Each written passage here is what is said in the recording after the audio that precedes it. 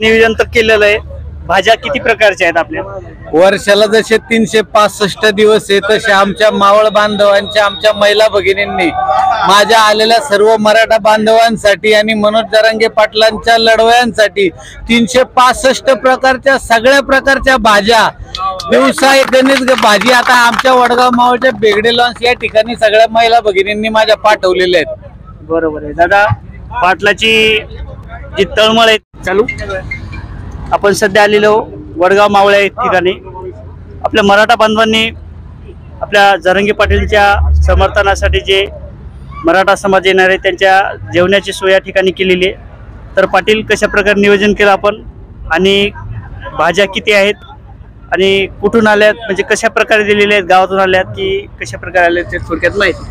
आपले संघर्ष योद्धा जरांगे पाटील यांचा मुंबई या ठिकाणी मोर्चा जात असताना आमच्या मावळ तालुक्याचं भाग्य की तो ह्या भागातून जातोय। पूर्वी तर एक्सप्रेस हायवेने जाण्याचा निर्णय घेतला होता, परंतु आज आमचे विनंतीला मान देऊन सकल मराठा समाज मावळ तालुक्याच्या वतीनं विनंती केल्यानंतर तो ह्या मार्गाने निघतोय।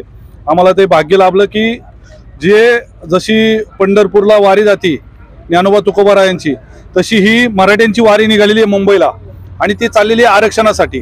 आणि आपला सर्वांचं दैवत मानलं जातं छत्रपती शिवाजी महाराज यांचा आदर्श घेऊन संघर्ष योद्धा जरांगे पाटील यांच्या नेतृत्वाखाली ही वारी निघाली असताना आम्ही मावळ तालुक्यातील सगळे समन्वयांनी प्रत्येक गावामध्ये जाऊन सर्व समाजाला आव्हान केलं की आपण येणाऱ्या बांधवांसाठी भाकरी, चटणी, वेगवेगळ्या भाज्या, त्याच्यामध्ये ज्या जास्त दिवस टिकतील अशा भाज्या देण्याचं आम्ही नियोजन केलं। त्याच्यामध्ये चपाती काही लोकांनी दिली, त्याचबरोबर कोरडा शिदा, त्यामध्ये काहींनी बिस्किट, काहींनी पाणी, केळं, त्याचबरोबर पाण्याच्या बॉटल, म्हणजे ज्याला जशी मदत करता येईल तशा पद्धतीने आम्ही या प्रत्येक ठिकाणी स्टॉल लावलेले आहेत। तर आमचे मावळ आणि ग्रामीण भाग त्याचबरोबर शहरी भाग असा याच्यामध्ये हा तालुका मोडतो। त्याच्यामध्ये प्रत्येक ठिकाणी वेगवेगळ्या ठिकाणी आता वडगाव मावळमध्ये आमचं तालुक्याचं गाव आहे आणि या तालुक्याच्या गावातून अंदर मावळ असन, नाणे मावळ असन, पवन मावळ असन, त्याचबरोबर बाकीच्या शहरांमधून या ठिकाणी सर्व जेवण घेऊन आणि सकाळी 10 वाजल्यापासून 9 वाजल्यापासून या ठिकाणाहून सर्व काम चालू आहे आणि एवढ्या प्रमाणात भाकरी आणि जेवण आलेलं आहे की अख्ख्या समाजाला हे पुरवलं जाईल याची व्यवस्था मावळ तालुक्याच्या वतीने केलेली आहे। कुणी उपाशी राहणार नाही याची दक्षता मावळ तालुका सकल समाज मराठा समाजाने केलेली आहे।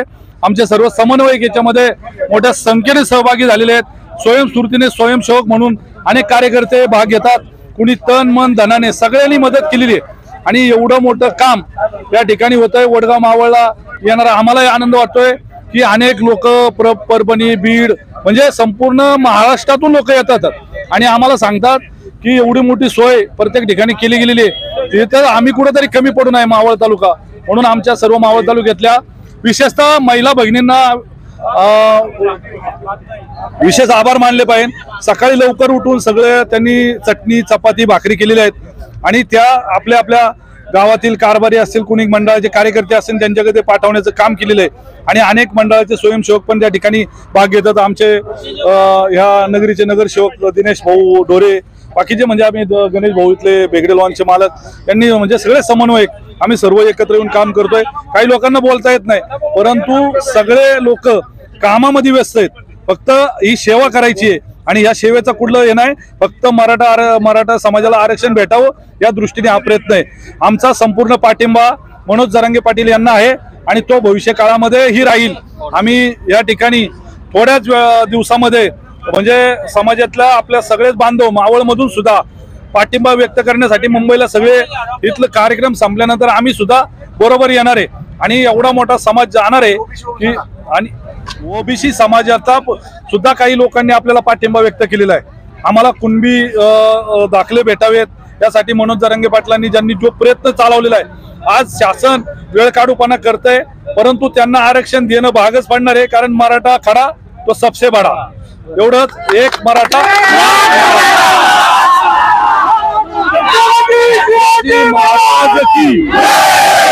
जय शिवराय, जय जिजाऊ।